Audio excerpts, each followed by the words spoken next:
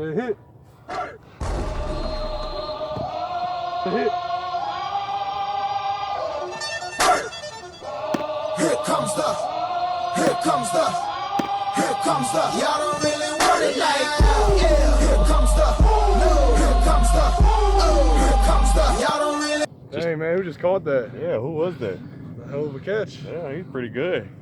Y'all don't really want it now. E-double-L. I said so. I keep big bills up in my heart on the dirty like blood. So Oh, great catch. Great catch. Yeah, what's up, guys? How are you? Yeah, what's going on? What's up? Yeah, well, you guys got me so excited with your state playoff run. I wanted to get in some reps. Is that all right? Yeah, that's fine. That's Cool. fine. Well, while I got you guys here, do you mind if we talk about the playoffs? Yeah. Yeah, well, all right, let's chat.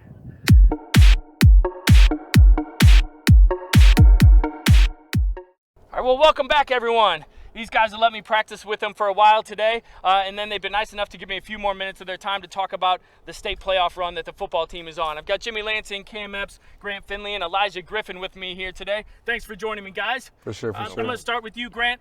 Can you give us a quick kind of overview of your season, how did it go, ups and downs that you guys had before the playoffs started? Yeah, for sure. Well, the season obviously started out kind of rough, couple of losses, but through some serious weeks of hard practice and preparation, we're back on track. We've been battle tested and we're rolling right now. So Love I'm to really hear looking it. forward to this playoff run for sure. I love to hear it. So, Cam, let's focus a little bit on our district final. Congrats, first of all, on the Thank you. district championship. You specifically and the team as a whole had a big game last Friday night. Tell me a little bit about what went into making that happen.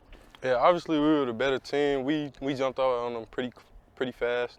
We jumped out like 21 zip early, and we just kept on rolling. You and Gary had the ball in your hand the whole night. I think you only threw one pass. Why was the run game going to be so successful against Zumwalt North? They loaded the box. All we needed was to hit one hole, and we were gone. And we did that pretty well all night. Sounds good.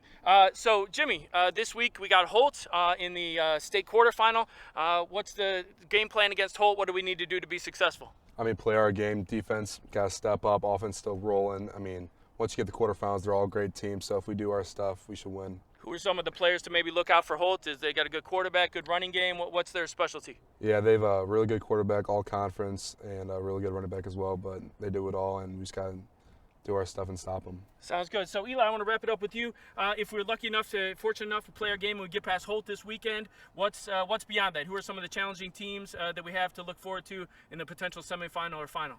Well, that next game, two Kansas City teams, Grain Valley and Fort Osage, they're pretty, just to get to that point, you got to be pretty good. So you got to execute those games. And after that, you possibly play Jackson, who we lost to last year.